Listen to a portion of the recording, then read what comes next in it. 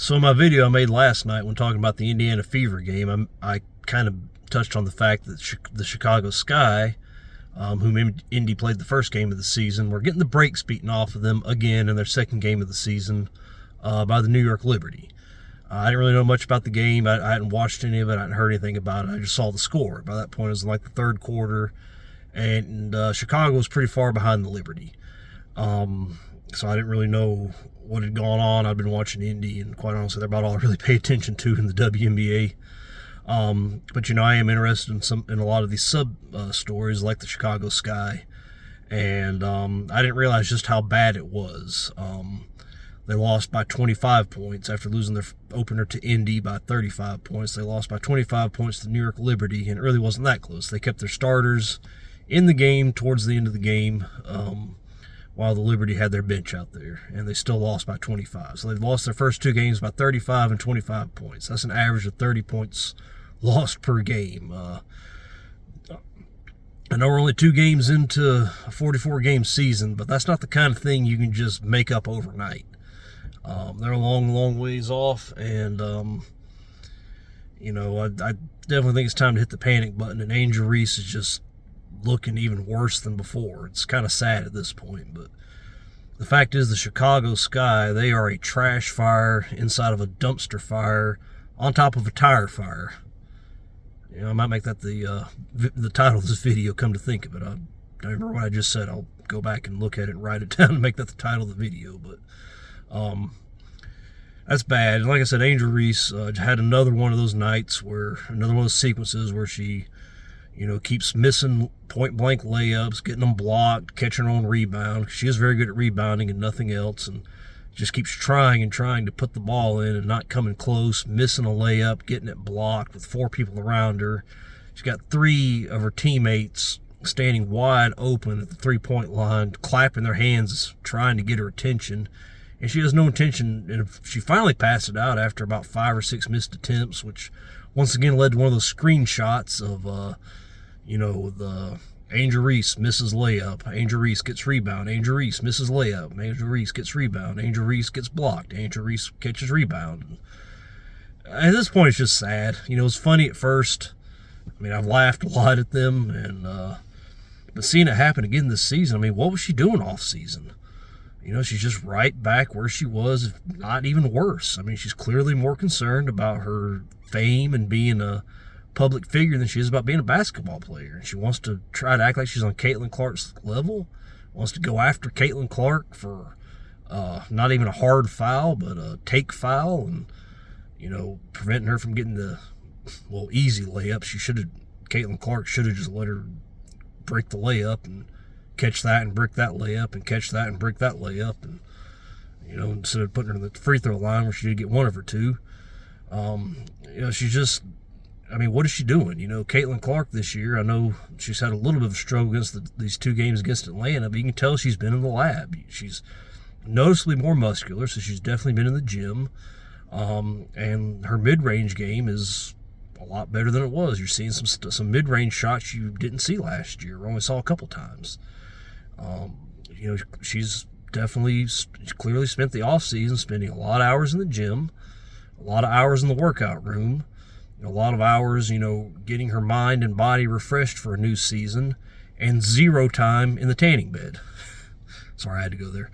And Angel Reese, it's right where we picked back up off last season.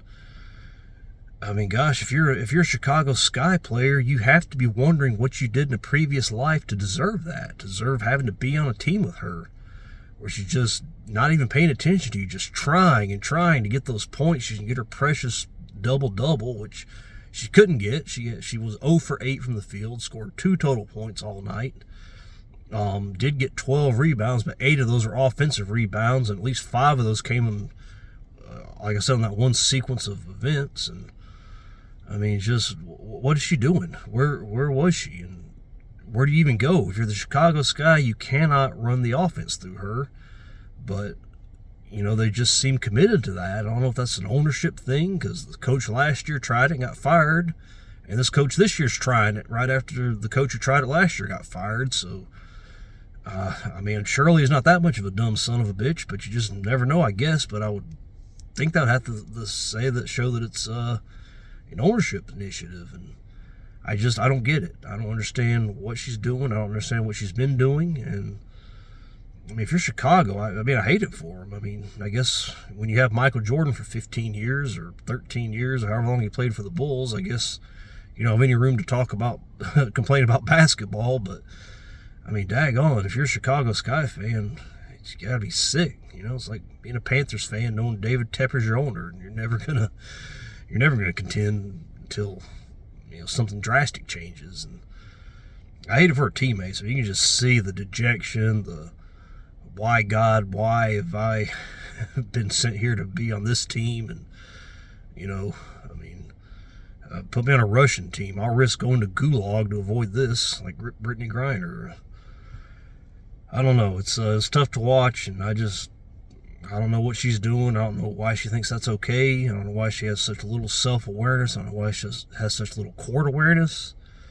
I hope she gets it figured out. I mean, I don't want to see her struggle like this. It's like watching a person try to bite their own ear, and just going around and around in circles over and over again. And, it's funny at first, and it stops becoming funny. There's a Simpsons episode.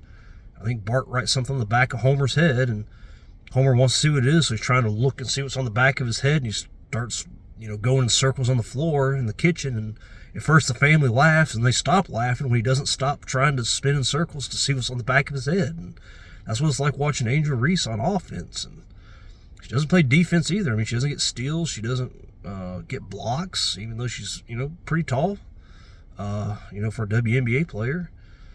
I mean, she can rebound, and that's it. And, she has Caitlin Clark in her head so bad. She wants to be that person with the stats and be able to say, look at me, look at what I can do. And Caitlin can't do this. Well, other than rebounding, Caitlin does everything better than you. And quite honestly, for a point guard, I think she rebounds just as well when you consider how many of Angel Reese's rebounds come from her own missed shot. And, Caitlin's out there averaging, 6 rebounds a game, has had 3 triple-doubles already. I mean, I would argue she's as good a rebounder when you consider the position and their height difference as Angel Reese at rebounding. So, I don't know. The media's got to stop coddling her, and it's just the protection, the insulation she's been given from her franchise and from the media. Clowns like Ryan Clark going on there and attacking people personally for just pointing something out, making a good point about something about her. And it's like, well, Robert Griffin III, his wife, and just takes all these personal shots, trying to take the heat off of Angel. It's not working. I mean, we see what's going on. We saw it last year, and we thought, okay, she got an all off season. She got this unrivaled deal to work on some stuff, and it's bad. I hate it for Chicago, and I don't even know where they go from there. It's pathetic. It's tough to watch, and like I said, it's just sad at this point. So hopefully they can figure something out, and hopefully Angel can get her head on straight and realize that, decide whether she wants to be a basketball player, and realize she's never going to be Caitlin Clark, but she can be great in her own right if she chooses to be, and stops worrying about trying to be a public personality, because that's only going to last so long. It only takes you so far, and quite honestly, what does that really mean? So it's my take on that, and I'll talk to you guys later.